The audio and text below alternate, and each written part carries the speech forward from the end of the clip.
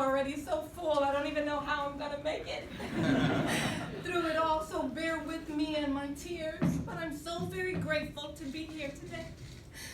I had to beat some odds to get here today, and I want to talk to you about those odds. First and foremost, I am the byproduct of a rape. My mother was 11 years old. My father was 21 when I was conceived. It's not the ideal situation at all, I can assure you.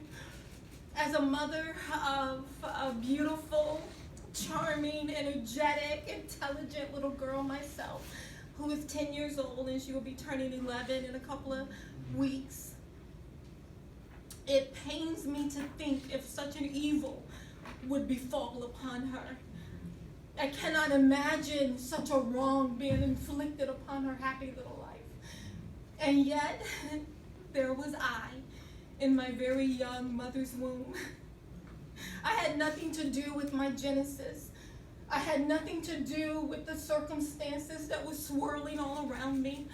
I had nothing to do with the conditions that brought me into existence, and yet there I was, being wonderfully and fearfully woven together in my mother's womb. I was a human, I was a person, I was not some inanimate object. I had value. Even then in my mother's womb, I had value, I had worth. I was vulnerable. I needed someone to go to battle for me. I needed someone to see me and say, she's worthy. She's worth something. For my mother and I, it was my grandmother Hattie. She was our net. I'm so grateful to my grandmother. The story never gets easy to tell. I've been in the mainstream media one way or the other for a while now, and I never intended to share this aspect of my story. I grew up in the very deep South. There are some things we just don't talk about in the deep South. In addition to the fact that I love my father's family, they were a very instrumental part in our upbringing. I love them dearly and would never want to do anything to inflict shame upon them. And then I saw Ashley, wherever she is, this summer. I saw Representative Brian Sims accost her, bully her, try to dox her and several others. Shortly thereafter, I saw live action descend upon Philadelphia, and I heard women share their stories, many stories. And a conviction fell upon me I just couldn't shake. I tried to shake it. I was hoping it was just indigestion, but it wasn't. It was a conviction that how could I not share my story? If my story had the ability to save one life, how can I not share it? I called my mom, I called my brothers, and I asked them for their permission to share this story. They gave it to me, and from this summer to now, I never thought this particular door of opportunities will open up. And yet God had different plans for me, and so I'm very grateful for the opportunity to be here to share this story. I'm very grateful to Senator Mastriano and Representative Stephanie Borowitz. I'm so very grateful for your courage to stand up, to defend, because my grandmother Hattie was my net, and in so many regards, we are the nets for the next generation of little souls that will be caught on our watch. You know, so many times we quote our founding fathers, but they're gone now. It's our turn to stand up and to be a net, to be a stake in the ground of morality in our culture that is running fast past any sense of reason and common decency. Can you imagine, is there anything nobler than what it is we're introducing today? Consider what it is, the heartbeat bill. The moment a heartbeat is detected, all attempts to murder that child will stop. Can you think of any other? Can you think of anything better to do? Anything more decent, more morally upright to champion than such a bill that has the literal potential to alter the direction of a life. There is no other thing. I know we hear so many amens. Y'all know the liberals will then say separation of church and state, so be careful. I know, right? We wear our lives on our sleeves, on our literally. This is who we are. So I beat the odds back then, and I get this.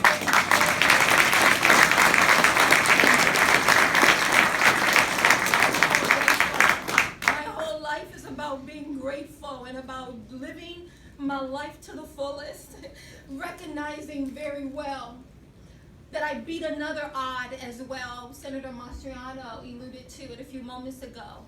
But if what had happened to my mother then had happened to her today, odds are I would not have made it out of her womb.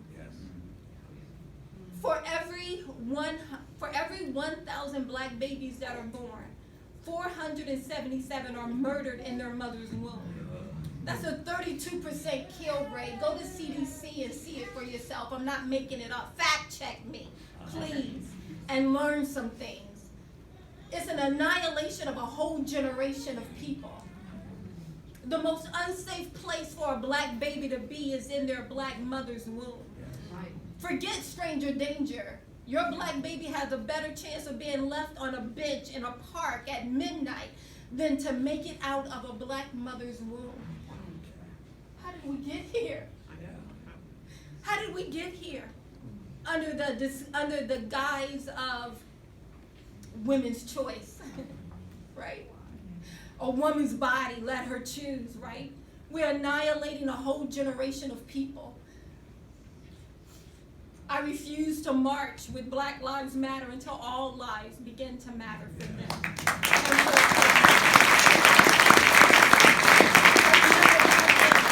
I remember President Trump calling MS-13 gang members who cut out the heart of a living victim at that time. He called them animals, and what did we see? We saw the entire Democrat Party descend upon him, defending those animals as human beings too.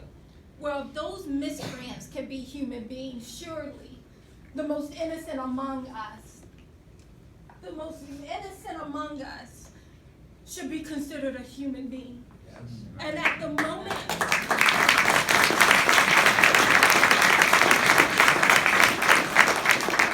moment a heartbeat is detected, all attempts to stop that heart from beating should cease.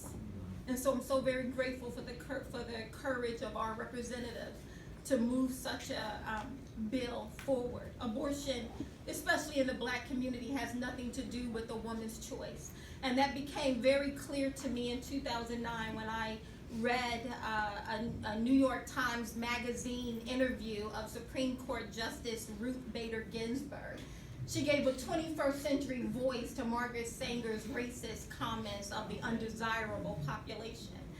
In this 2009 interview, again, fact check me, please, but in this 2009 New York Times interview, I keep saying it so you can fact check it, she said she gave her understanding of the purpose behind Roe, because what are we told today? The purpose behind Roe is what?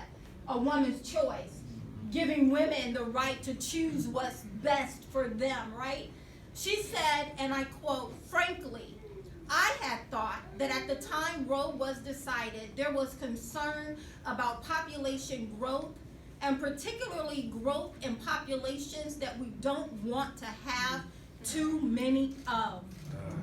Let that meditate on that for a little bit. She goes on, so that Roe was going to be then set up for Medicaid funding of abortion. Who uses Medicaid? Poor people, the undesirable, the ones our society don't want too many of. And when you begin to look at who use Medicaid the most, 41% of our nation, black people, 41% of black people are on Medicaid. That's almost half of the black population. And then you marry that, then you look at that alongside with the fact that we are the #1 consumers of abortion, 32%. and then it drops down to 12% for Hispanics, and it's a little bit over 7% for white women. It's ridiculous. It's anathema. It's an annihilation of a whole generation of people.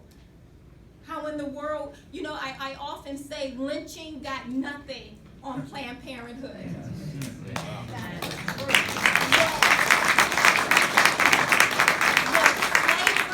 What slavery could not do in 200 years, and what Jim Crow laws could not do in 100 years, abortion and organizations like Planned Parenthood has succeeded in annihilating whole generations of black people. And what do liberals tell us? It's about a woman's choice. No, it's not. It's about getting rid of the undesirables. It's about getting rid of those we don't want too many of. Ruth Bader Ginsburg, I applaud her. Many for the things she has championed in life. Many of the things she's done, as you read her history, gives women like myself the right to even be up here and to be spoken of. But she is woefully wrong on this issue. But we need to listen to what she's saying. She is considered a feminist gladiator by the left, and this is her understanding of why Roe exists. Do not be confused or manipulated, and that's why I'm so very grateful for this president as well, and I'll close on this. I remember in 2016, then President Trump stood up in Akron, Ohio, looked the black community in the face and said, "What do you have to lose?" He began to plead, "Give me a chance, give me a chance. What do you have to lose?" And over the past 3.5 years, let me tell you, I've been a conservative for a very long time. This isn't new to me. And over the past 3.5 years, I've seen an awakening in the black community. Eyes are awakening up to the fact that the only things we have to lose in the black community are our rat and rodent infested streets, our shooting galleries we call neighborhoods, trash line alleys, our children being ill prepared to enter into their future, and the annihilation of whole generations. They're waking up, and I'm so very grateful. It's going to be a shock to the Democrats, but we're waking up. Thank you so much.